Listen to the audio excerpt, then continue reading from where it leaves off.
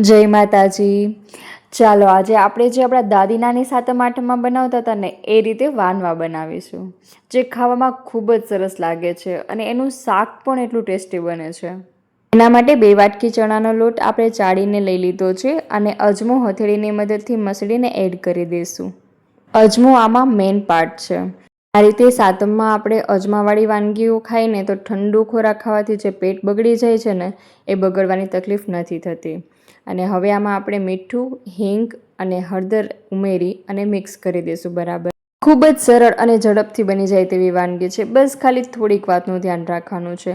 પહેલું તો આપણે અજમો કમ્પલસરી એડ કરવાનો છે અને આમાં આપણે મોણ આપવાનું ખાસ ધ્યાન રાખવાનું છે। 1 પાવરા જેટલું તેલ આપણે અહીંયા ઉમેરશું અને મોણ એ રીતનું આપવાનું છે, આપણે લોટમાં એકદમ મિક્સ કરીએ તો લોટ થોડો ભેગો થઈ જાય ને એ રીતનું બરાબરથી મિક્સ કરી દઈશું। તેલના ક્યાંય ગઠ્ઠા ના રહેવા જોઈએ। હવે આપણે પાણી ઉમેરશું। પાણી અહીંયા આપણે થોડું થોડું કરીને જ ઉમેરતું જવાનું છે, એકી સાથે પાણી ઉમેરશું ને તો લોટ આપણો ઢીલો થઈ જશે, એટલે જોઈએ તે પ્રમાણે જ પાણી આપણે ઉમેરવાનું છે।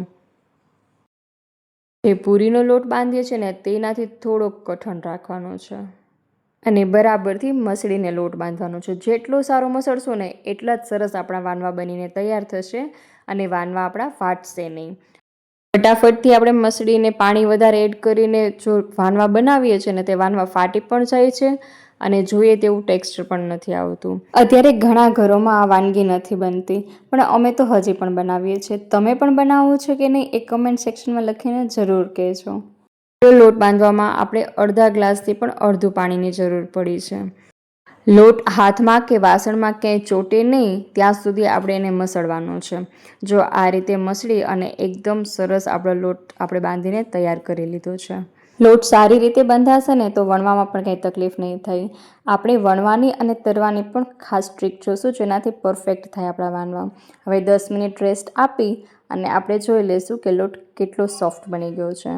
એ રીતે તમારે કોઈ પણ વાનગી બનાવવી હોય ને, ખાખરા છે કે પછી બીજી કોઈ પણ વસ્તુ, રોટલી બી આપણે ઇવન એ આપણે થોડીવાર લોટ સેટ થવા રાખી દઈએ ને તો એકદમ સરસ બને છે। હવે આપણે ગોયણા બનાવી લઈશું। જો આ રીતે નાના નાના ગોયણા બનાવશું। આપણે રોટલીથી થોડાક જાડા વણવાના છે વાનવા, એટલે આપણે એ રીતના ગોયણા બનાવવાના છે અને બધા ગોયણા બનાવીને રાખી દઈશું ને પાટલો તેલવાળો આપણે કરી અને તેના પર વણી લઈશું। એકદમ હળવા હાથેથી વણવાનું છે।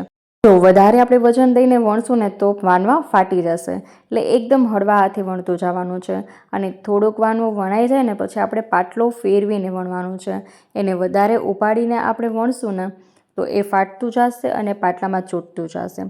તો આ રીતે આપણે પાટલો ફેરવતા જશું અને વણતા જશું, જેનાથી આપણો વાનવો ફાટશે પણ નહીં અને શેપ પણ સરસ આવશે।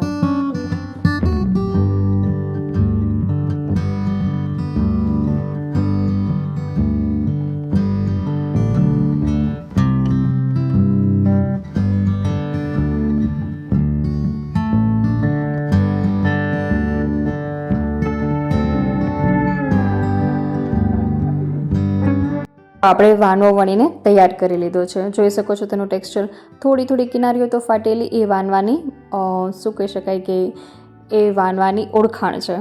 થોડા થોડા ફાટેલા તો એ હોય જ કિનારીમાં, અને જો તમને ફાટેલા એ ન ગમતા હોય તો તમે ઉપર ડબ્બાનું ઢાંકણ લઈ અને બરાબર એને ગોળ શેપ પણ આપી શકો છો અને ફાટેલી તિરાડ પણ નીકળી જશે। હવે અહીંયા આપણે વાનવા વણતા પહેલાં જ તેલ ગરમ થવા મૂકી દીધું હતું। હવે અહીંયા આપણે તેલમાં પણ એક વાતનું ધ્યાન રાખવાનું છે કે ફૂલ તેલ નથી થવા દેવાનું। તેલ ગરમ થઈ જાય એટલે તરત જ આપણે એમાં વાનવા નાખવાના છે। જો તમે બહુ ફૂલ તેલ હશે ને એડ કરશો ને તો એ બળી જશે અને મીડિયમ ફ્લેમમાં આપણે એને તળવાના છે।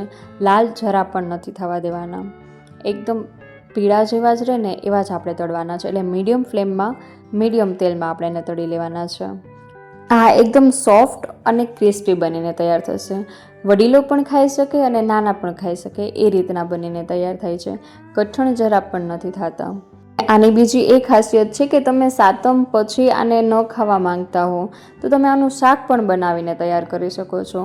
15 દિવસ સુધી આમાં કાંઈ જ નથી થતું અને આનું શાક એટલું ટેસ્ટી બનીને તૈયાર થાય છે એની વાત જ ના પૂછો। અમે તો બસ સાતમ આઠમ 2 દિવસ વાનવા ખાઈએ ને પછી તેનું શાક બનાવીને જ ખાતા હોઈએ છીએ। તો એ પણ એક વખત તમે ટ્રાય કરી જોજો। એમાં તે છાશવાળું શાક બનાવીએ ને તો લાજવાબ બને છે. કાઠિયાવાડી શાકમાં ખૂબ જ ફેમસ છે ગામડાઓમાં આ શાક. ગામડામાં તો બધા આ શાક બનાવતા જ હોય છે. જો તમારે પણ આ શાકની રેસીપી જોવી હોય ને તો તમે મને કમેન્ટ સેક્શનમાં લખીને જરૂર કહેજો. અને હવે આ રીતે આપણે બધા વાનવા તૈયાર કરી લીધા છે.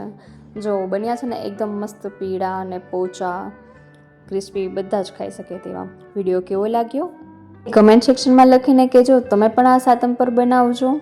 અને આવી જ નવી અથવા તો કહી શકાય કે જૂની પ્રખ્યાત વાનગીઓ જોવા માટે ચેનલને સબસ્ક્રાઈબ કરવાનું ના ભૂલતા.